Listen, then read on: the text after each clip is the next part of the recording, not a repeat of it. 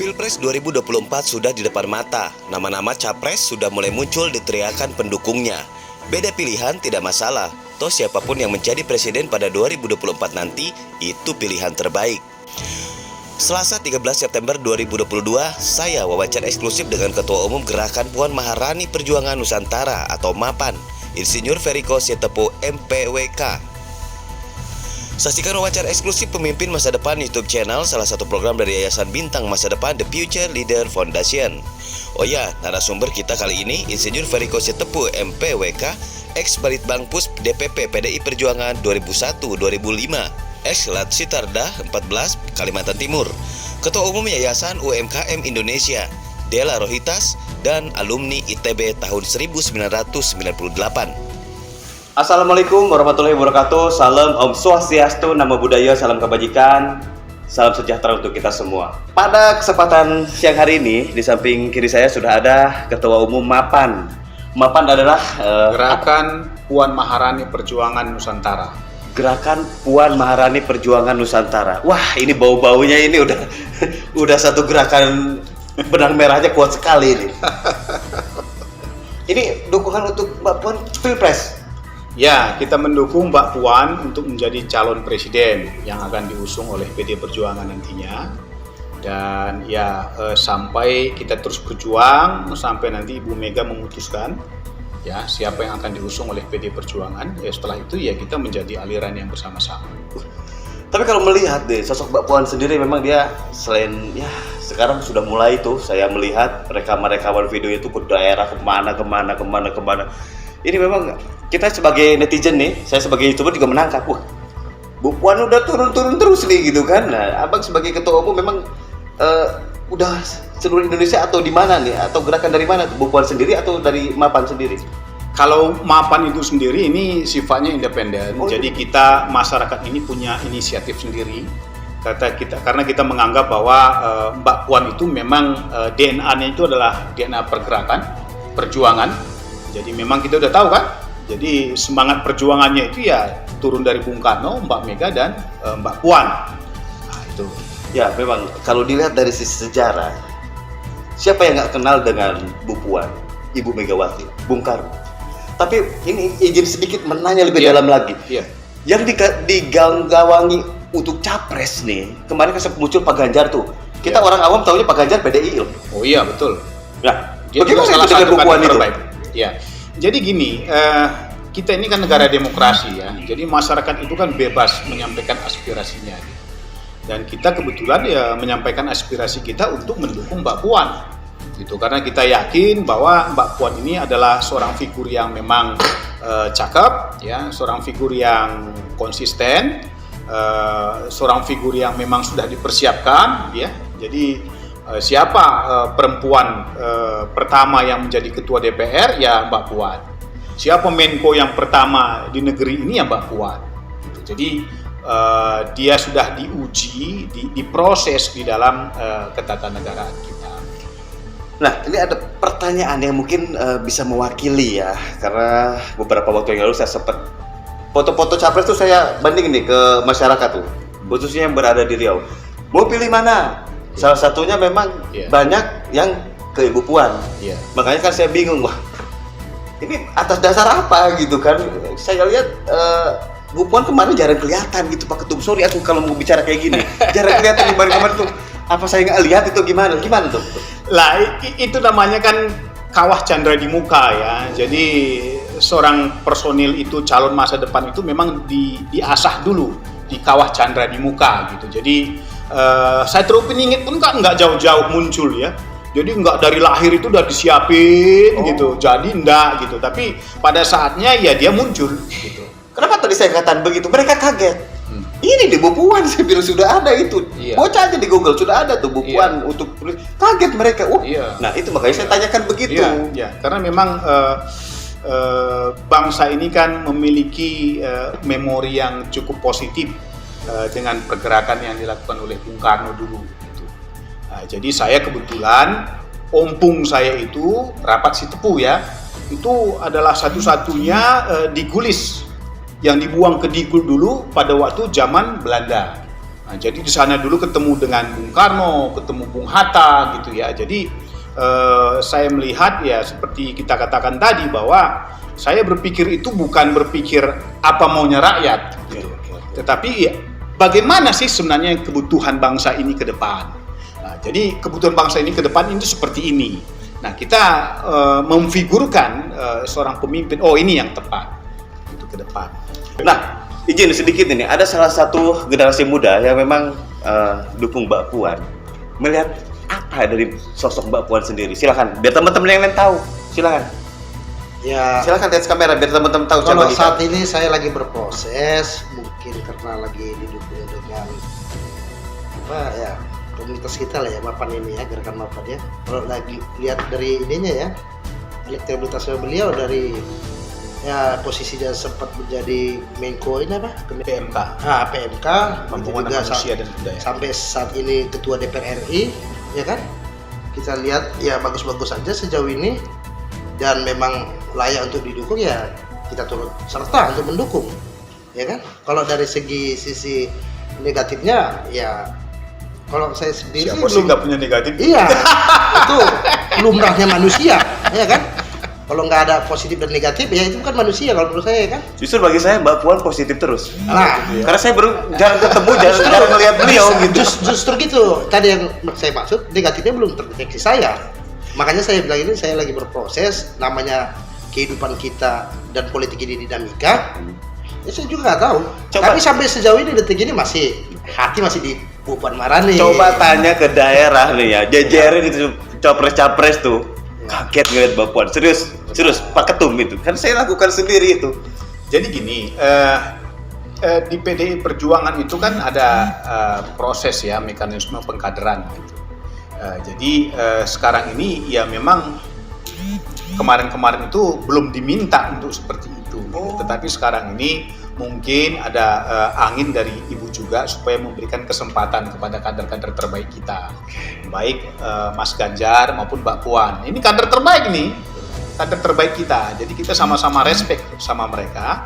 Tetapi ya dari sisi kitanya ya kita mendukung Mbak Puan karena kita menganggap Mbak Puan itu figur yang tepat ke depan. Nah, kalau gitu saya jadi ingin bertanya nih, Mbak Puan sendiri sudah ada instruksi untuk sosialisasi atau memang inisiatif dari Pak Ketum sendiri untuk membentuk Mapan ini, dan sudah berapa provinsi yang siap? Kalau Mapan sendiri itu sudah ini inisiatif sendiri ya. Jadi memang masyarakat sendiri. Kita kan masyarakat. Jadi saya bukan pengurus partai PDI Perjuangan. Saya memang mantan Balitbang Pusat DPP PDI Perjuangan 2001-2005 dengan Mas Cahyo loh. Pak Cahyo Kumolo. Iya, jadi sama-sama kita anggota dulu itu tahun 2001. Nah, jadi sekarang ini saya nggak duduk di partai. Nah, jadi kita bikin relawan seperti ini karena kita ingin supaya semangat mewujudkan keadilan sosial bagi seluruh rakyat Indonesia itu hidup kembali. Itu semangatnya itu di sana. Ya. Jadi semangat mewujudkan, jadi menghidupkan kembali semangat mewujudkan keadilan sosial bagi seluruh rakyat Indonesia. Luar biasa Pak Ketum, jadi inisiatif sendiri ya. Iya, Sudah berapa betul. provinsi? Kita sudah ada di 17 provinsi. Setengahnya lagi Iya. Bro. 17 provinsi. Keren Dan ini Indonesia, terus bro. mengalir. Oke, kita sedikit ya, kita bicara PDI Perjuangan.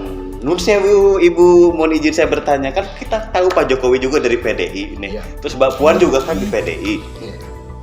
Nawacita itu dipastikan akan diteruskan nggak nih? Lah, Nawacita itu kan dasarnya itu kan Trisakti ya. Itu kan ajaran Bung Karno. Gitu. Memang dasar dari Nawacita itu kan dari Trisakti. Trisakti, Nawacita. Nawacita. Jadi Nawacita itu modalnya itu Trisakti.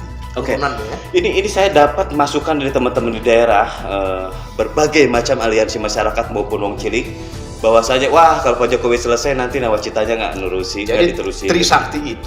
Trisakti itu pertama itu adalah berdaulat Berdaulat. di bidang politik, ya, berdikari di bidang ekonomi, berkepribadian dan berkebudayaan. Oke, nah kita bicara nawacita. Oke lah, kita tahu bahwa Pak Jokowi ini dari PDIP. Terus ada sosok-sosok yang muncul, salah satunya Mbak Puan Maharani. Nanti nawacita akan diteruskan nggak? Stop dulu, karena ini ada kekhawatiran dari masyarakat, khususnya para masyarakat pendukung ibu kota negara baru. dengan berbagai kajiannya, jangan sampai nanti nawacita ini tidak diteruskan, terus kalau presidennya ganti, nanti wah mangkrak lagi seperti yang kemarin-kemarin tuh. Nah, gimana nih? Saya berani pastikan bahwa nawacita dihidupkan kembali, dilanjutkan. Kenapa? Karena nawacita itu dasarnya itu adalah Trisakti. Trisakti itu adalah ajaran Bung Karno. Kenapa maka saya itu mendukung Mbak Puan untuk memastikan bahwa Trisakti atau nawacita itu dilanjutkan. Ya, dan sampai sekarang ini pembangunan masih berlangsung, Pak Ketua. Betul. Jangan betul. sampai nanti 2024 terhenti. Nah, itu banyak yang begitu masukan ke saya. Tadi justru karena kita yakin bahwa Mbak Puan pasti akan melanjutkan nawacita, makanya kita dukung Mbak Puan. Tetapi bagaimana nawacita yang dilanjutkan itu? Nawacita yang dilanjutkan itu adalah nawacita yang berdikari di bidang ekonomi, yang berdaulat dalam bidang politik, yang berkepribadian kebangsaan kita. Nah, itu kita melanjutkan seperti itu, sehingga pembangunan yang ke depan nanti itu akan mendorong mewujudkan keadilan sosial bagi seluruh Indonesia. Nah, ini kan presiden kita kan sudah presiden ke-7. Ini angka ini kan angka yang luar biasa ini kan. Nah, harusnya dari presiden ke-7 itu akan muncul pembangunan yang sejatinya menjadi cita-cita daripada the founding fathers. Makanya kita kembalikan ke Mbak Puan sebagai pemegang Tongkat estafet. tongkat. Itu dia gitu. Jadi itu minta maaf ini. Kita harus kembalikan tongkat itu kepada Mbak Puan sebagai yang memiliki darah pencetus pejuang ya, Bung Karno dulu gitu. Kenapa? Karena memang justru untuk apa? Untuk melanjutkan nawacita. Nawacita yang bagaimana? Nawacita yang berdaulat dalam bidang politik, berdikari di bidang ekonomi, dan berkepribadian dalam kebudayaan. Berarti nggak usah khawatir ya masyarakat.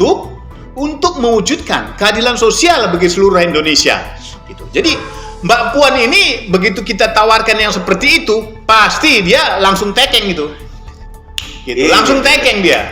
Gitu. Nggak mungkin dia sanggah gitu. Nggak mungkin dia tambah, nggak mungkin dia kurangin. Oke, Ketua. Jadi berarti intinya kepada masyarakat nggak usah khawatir bahwa program presiden itu tidak seperti dulu-dulu, ini akan berlanjut. Nggak perlu khawatir. Justru kita itu sudah tahu bahwa masyarakat itu khawatir, makanya kita dorong Mbak Puan. Jadi terbalik justru. Kita kan belakangan ini muncul. Ini enak banget didengarnya, bener. Ya, nyaman kan? gitu dengar. Ya, yang lain kan udah muncul duluan kan begitu. Tetapi begitu kita lihat dari kekhawatiran di masyarakat itu, nah pembangunan dilanjutkan. Pembangunan yang bagaimana? Gitu. Iya, itu yang kita harapkan kan begitu kan? Ya, pembangunan yang nawacita, pembangunan yang dasarnya Trisakti. Yang tadi itu, pembangunan yang bagaimana mewujudkan keadilan sosial bagi seluruh Indonesia. Kita ini justru kita ini justru muncul karena kita menangkap getaran-getaran kekhawatiran daripada masyarakat. Ya, yang saya tadi sampaikan tadi bahwa ketika saya berangkat ke Jawa Tengah pun saya bawa itu foto-foto capres itu saya beberin. Iya. Mereka kaget ngeliat Mbak Puan. Iya. Berarti kalau misalkan ini lebih spesifik saya karena ada teman-teman di daerah yang ingin turut serta mendukung Mbak Puan, Ibu Puan. Gimana harus ngubungin kemana atau bagaimana? Kita ini kan betul-betul merakyat ya, jadi nggak usah pakai prosedur-proseduran lah. Langsung saja masuk ke handphone saya 0812 1111 3345. Mari bersama-sama berjuang. Oke. Luar biasa Pak Ketum, ini semangatnya sangat luar biasa. Namun saya akan sedikit membuat pola pikir baru bahwasanya ketika kita bicara masa depan bangsa Indonesia itu adalah milik kita bersama. Betul. Generasi muda hari ini, generasi muda mendatang. Dan hari ini Mbak Puan Maharani sudah dapat dukungan dari mana-mana sebetulnya. Kalau saya lihat salah satunya yang baru saya temuin adalah Ketua Umum MAPAN. Jadi informasi ini tolong dibagikan, tolong di-share. Dan saya titip satu hal, ini ada satu judul yang akan kita lakukan wawancara ke depan. Ketika MK mengatakan bahwa Insinyur Haji Joko Widodo bisa menjadi wakil presiden. Nah, bagaimana kelanjutannya? Apakah memungkinkan Mbak Puan Maharani dengan Pak Jokowi? Mbak Puan Maharani dengan Bapak sendiri mungkin, atau dengan siapa? Itu banyak kemungkinan. Jadi, nantikan episode selanjutnya hanya di Pemimpin Masa Depan YouTube channel. Tambahan satu closing Ya, menit, 1 jadi menit. kita kami bertanya dari Mapan ini untuk pemimpin masa depan. Yes. Gimana tanggapannya tadi? Mbak Puan Maharani itu adalah perempuan. Itu ya. adalah ibu. Ya. Ibu Pertiwi. Presiden Indonesia hanya dipimpin oleh ibu satu, Ibu Megawati. Dan sudah ada terangnya kalau kedepannya sama Ibu Puan juga. Tapi kalau dalam sisi yang lain ya masyarakat berhak menilai. Pak Ketum sudah menjelaskan tadi segalanya. Ada tambahan lagi nggak? Terima kasih pemimpin masa depan. Ada satu. Silakan, closing statement Kalau 2 menit. perempuan Silakan. ya perempuan. Perempuan ya. Kalau perempuan ya perempuan. Nah, jadi puan kita pilih kalau Perempuan. Puan Maharani. Puan Maharani. Oke, terima kasih. Fotonya Pak Ketum. Siap. Jadi kata-kata itu nggak sia-sia ya. Perempuan.